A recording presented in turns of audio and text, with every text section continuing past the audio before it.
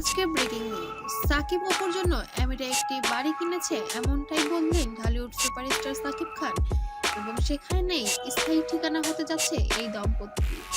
তবে বিগত দিনে তাদের অনেক বেশি জল্পনা কল্পনার জীবনযাপন থাকলেও এখন যেন সব জীবনই যেন বাস্তবে রূপদান করছে, শুধুমাত্র সন্তানের দিকে তাকিয়ে। আব্রাহামের জন্য এবার সাকিব অপু আবার এক হয়ে গেছে। আমার বিশ্বাস যে আজ থেকে 20 বছর পরেও যদি কেউ জিজ্ঞেস করে যে অপু বিশ্বাস কে ছিলেন, তখন অপু বিশ্বাসকে জিজ্ঞেস করলো যেটা বলবে, আমাকে জিজ্ঞেস করলো আমি সেটাই বলবো। এবং একই সঙ্গে সংসার করছে এবং একই ছাদের নিচে বসবাস করছে এবার সাকিব খান নিজে মুখে সেটা বলেন। একটি টিভি প্রোগ্রামে তাকে প্রশ্ন করা হয়েছিল, আপনার বর্তমান স্ত্রীকে? এক বাক্যে উত্তর দিয়ে দেন ঢালিউড সুপারস্টার সাকিব খান, অপু ছাড়া কখনো আমার স্ত্রী বলতে কেউ ছিল না। বুবলি সে তো আমার অতীত, ও শুধুই মাত্র আমার সন্তানের মা, আমি কখনো তাকে বিয়ে পর্যন্ত করিনি।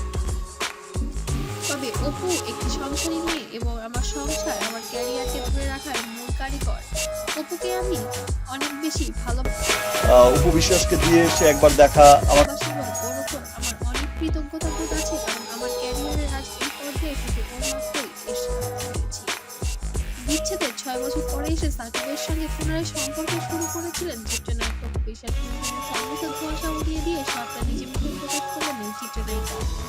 বুবলি যখন তার শক্ত প্রতিযোগিতা হয়ে মাঠে নামলেও ঠিক সেই মুহূর্তে এসে হাটে হাড়ি পড়লেন অপু বিশ্বাস ও সাকিব খান। তাহলে কি কবে থেকে শুরু হচ্ছে সম্পর্কের নতুন অধ্যায়? এবার 2025 সালেই হতে যাচ্ছে তাদের নতুন অধ্যায় এবং ঢাকাও পিটিয়ে যেন এবার ঘরে উঠে পড়েছেন ঢালিউড কুইন অপু বিশ্বাস।